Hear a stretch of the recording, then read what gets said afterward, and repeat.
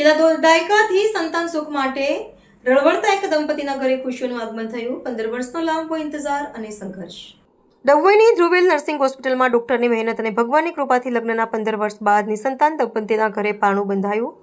કહેવાય છે કે ડોક્ટર અને ભગવાનનું બીજું રૂપ છે. આ ઉક્તિ ડભોઈના જાણીતા ગાયનેકોલોજિસ્ટ ડોક્ટર ધર્મેશ પી પટેલે સાચી કરી બતાવી છે. છેલ્લા 2 દાયકાથી સંતાન સુખ માટે ટળવળતા એક દંપતીના ઘરે ખુશીઓનું આગમન થયું છે.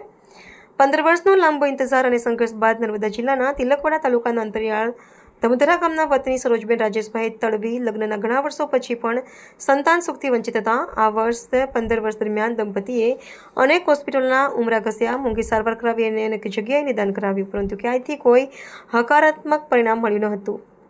વધતી જતી ઉંમર અને નિષ્ફળ સારવારને કારણે દંપતી આશા છોડી ચૂક્યું હતું. ત્યારબાદ જ્યારે આ દંપતી ડભોઈ સ્થિત ધ્રુવેલ નર્સિંગ હોસ્પિટલ ખાતે ડોક્ટર ધર્મેશ પી પટેલના સંપર્કમાં આવ્યું ત્યારે ડોક્ટરે તેમને રિપોર્ટ્સની ઝીણવટભરી તપાસ કરીને યોગ્ય માર્ગદર્શન સાથે સારવાર શરૂ કરી.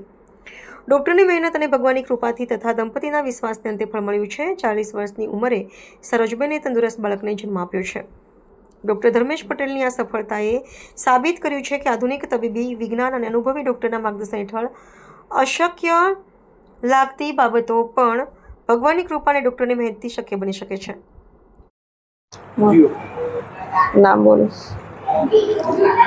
મારું નામ સરોજબેન રાજેશભાઈ તડવી, તાલુકો ગઢેશ્વર, ગામ ધામંદ્રા.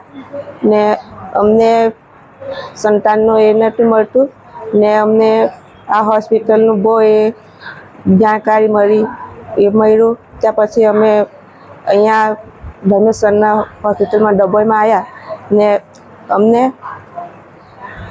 3 વર્ષ દવા ચાલુ કરી સરની. પછી અત્યારે 15 વર્ષ પછી અમને છોકરાનું એ મળ્યું. 15 વર્ષ પછી જે બાળકનો જન્મ થયો તેનું કેવું તમને લાગ્યું છે? અનુભવ બી સારો થયો ડૉક્ટરની દવાથી ને અમને બિલકુલ ફેર પડ્યો. અમે બીજી ઘણી જગ્યાએ ગયા પણ અમને દવાનું કોઈ અનુકૂળ ના આવ્યું ને આ દવાખાને આવ્યા અમે ડભોઈમાં ધર્મેશ્વરના, તો અમને આજે આ છોકરાનો એ મળ્યો ને આખા સ્ટાફનો ને મેડમો બધાનો આભાર માનું ને અહીંયા કોઈ બી હોય તે આવે. સરોજબેન રાજેશભાઈ તડવી, ઉંમર વર્ષ 40, ધામધરા ગામના વતની. તેમને લગ્નના 15 વર્ષ વીતી જવા છતાં પણ પ્રેગ્નન્સી રહી નથી, સંતાન પ્રાપ્તિ થતી ન હતી. તેના માટે તેમને અલગ અલગ હોસ્પિટલોમાં ઘણી બધી વર્ષો સુધી સારવાર કરાવી, છતાં પણ તેમને કોઈ પરિણામ મળ્યું નહોતું. તેઓએ અમારી hospital Dhruvel nursing home and maternity હોમનો સંપર્ક કર્યો અને મેં તેમના તમામ રિપોર્ટ અને કયા કારણસર પ્રેગ્નન્સી નથી રહી તેના માટેના બધા જ રિપોર્ટ કરાયા પછી તેમની સચોટ સારવાર ચાલુ કરી અને એકધારી સારવાર ચાલુ કર્યા બાદ તેમને પ્રેગ્નન્સી રહી. અને પ્રેગ્નન્સી રહ્યા બાદ 9 મહિનાની તમામ સંપૂર્ણ સચોટ એકધારી કાળજીપૂર્વકની સારવાર બાદ તેમને ગઈકાલે સંતાન તરીકે પુત્ર જન્મની પ્રાપ્તિ થઈ.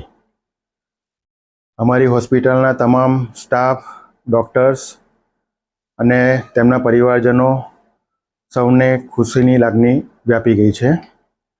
જો વંધ્યત્વના કેસોમાં એકધારી સારવાર, ચીવટપૂર્વકની સારવારને કયા કારણોસર પ્રેગ્નન્સી રહેતી નથી તેના તમામ પ્રકારના રિપોર્ટ્સ કરાયા બાદ જો ધીરજ રાખીને ધીરજપૂર્વક એકધારી સારવાર ચાલુ રાખવામાં આવે તો ચોક્કસ સફળતા મળે છે.